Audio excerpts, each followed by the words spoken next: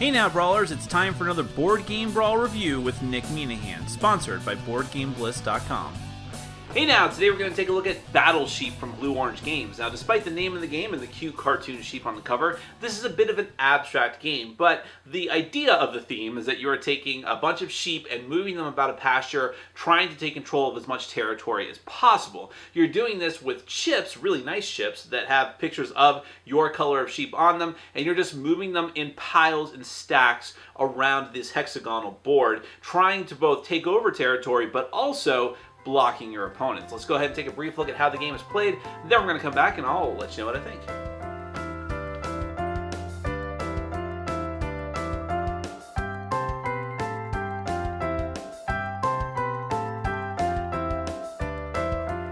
Alright, so this is the setup for a 4-player game of Battle Sheep. Now, at the beginning of the game, what you're going to do is actually construct this board. These are modular tile pieces. Every hex is considered a pasture. So an individual hex is a pasture, and a whole hex board, all 4 of them, is a pasture board. You're going to take a bunch of pasture boards and you're going to go around in clockwise order and start constructing the board however you see fit, which could lead to some interesting setups here. As you see, all you have to do is make sure that one side matches one side. So you can have setups like this where you have gaps right in the middle of the board, perhaps even more than one, or you can just make one huge pasture however you want to do it. It could lead to some interesting play styles. Each player is going to take a whole stack of these sheep chips of their color, and these are actually like really heavy. Just they have a good heft to them. They're like clay chips with like Battle Sheep engraved on the back of them. And in fact, I think every single chip has a different picture of sheep that are a really high quality, really good quality of art.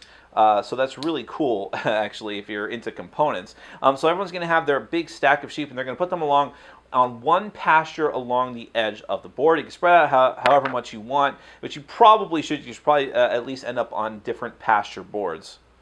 Now, the goal of Battle Sheep is to have the most claimed pastures at the end of the game. A pasture is claimed if you have at least one of your sheep stacked up in one of the pastures. So the game is going to end as soon as everyone has done every legal move that they possibly can and spread out around the board. Then you're going to count up how many pastures you have control of. Whoever has the clear majority is going to be the winner. If there is a tie for more than one player, then the tie goes to whoever has the longest continuous connected stretch of sheep, which is just a funny phrase to say. So, for instance, all of these would be connected sheep, and if I had the longest batch of sheep like that, then I would be the winner in the event of a tie. And you have 16 of these sheep tokens, by the way. Now, what's going to happen is you're going to go in turn order. They recommend the youngest player. After you have all the boards set up and after you have your placement done, you are going to move your stack of sheep, but you're going to do that by splitting the stack. You can split the stack however you want. However, you must always leave at least one sheep behind in the spot that you're taking sheep from, and you always have to go in a straight line. So what I could do, I could theoretically just do one, but let's just say I want to go ahead and take about that many. That is going to be 7 of my sheep from the stack. I'm going to go in a straight line, and I'm going to end up here because you go in a straight line and you have to keep going until you either hit one of the edges of the boards or another stack of sheep. So in this case, I moved in a straight line to here. I have to stop there. That is the edge of the board. Conversely, if, let's say, for instance, let's see, I'm going to do this legitimately somehow. So if I was a red player, and I move like this. Notice that I'm splitting the stacks each time, choosing how many I want to leave behind, always at least one. And I ended up here like this.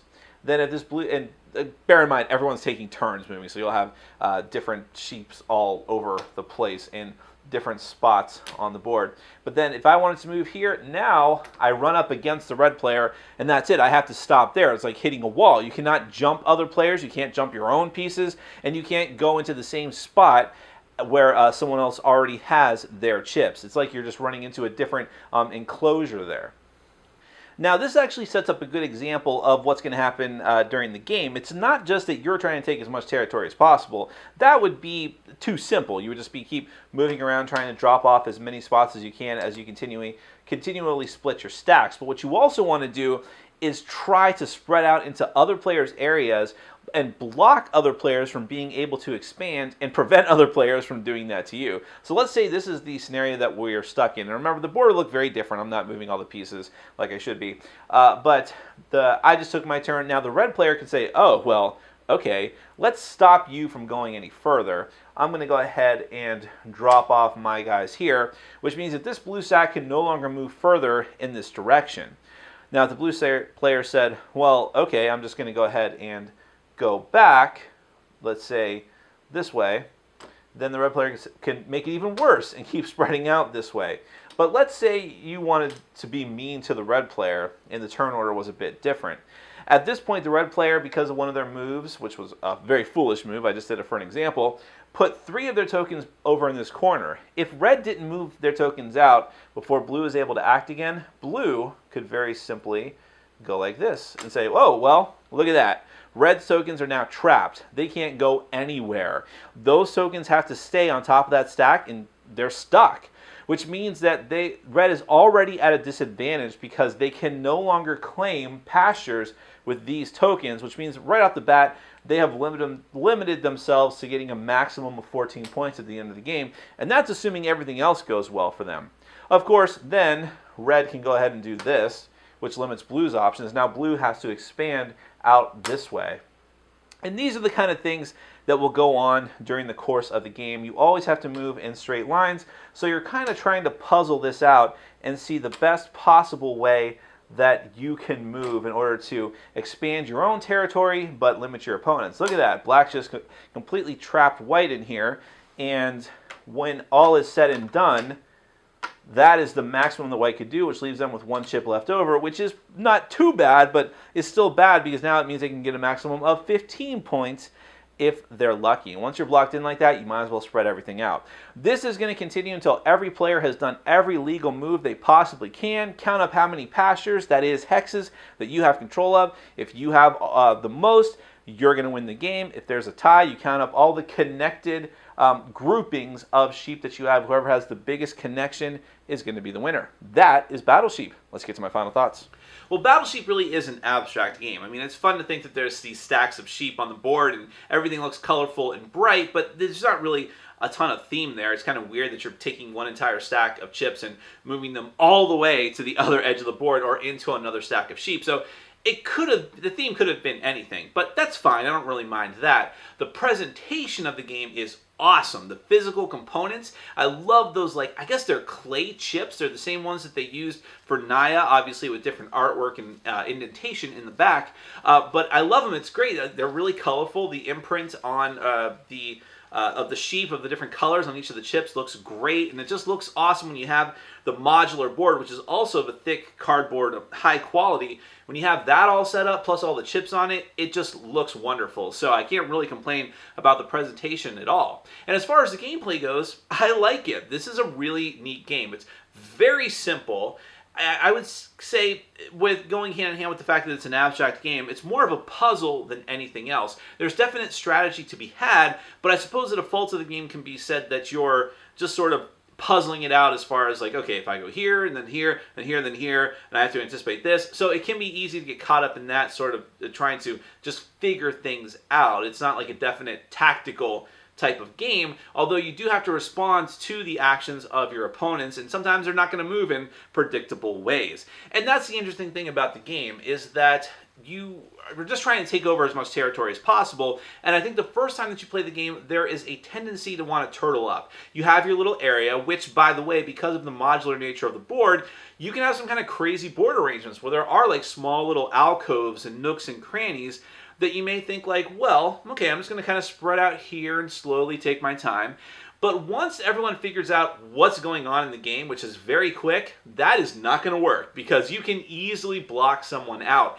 This game can be mean, sometimes unintentionally so. Sometimes you're just trying to do your own thing, branching out, moving as many chips as you can into someone else's territory just so you have more room to expand, and then you end up completely blocking them and screwing up their plans. And then when you play the game a second or third time, you realize, oh, I should be doing that intentionally. That's how I'm going to win. And there's nothing meaner, but at the same time more satisfying than blocking someone in when they have like a stack of 5 sheep they still have to dispense, but can't because it's totally locked up. That is just, it's mean, but it's really, really cool. And that's part of the fun of the game.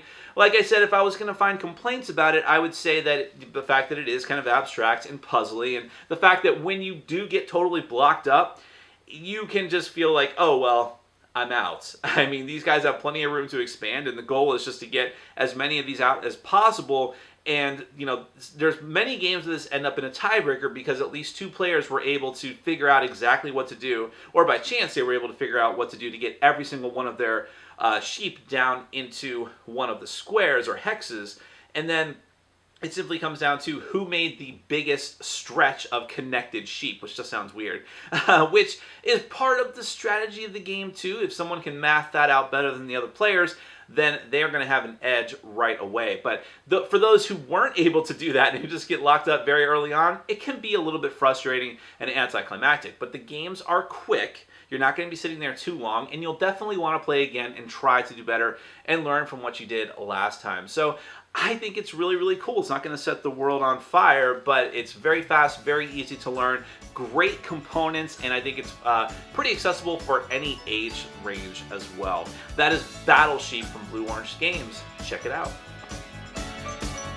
Thanks for watching. Follow us on Facebook, Twitter, and Patreon. And make sure to check out our sponsor, Board Game Bliss, where you can find an amazing selection of games from around the world. BoardGameBliss.com. Thanks for your support.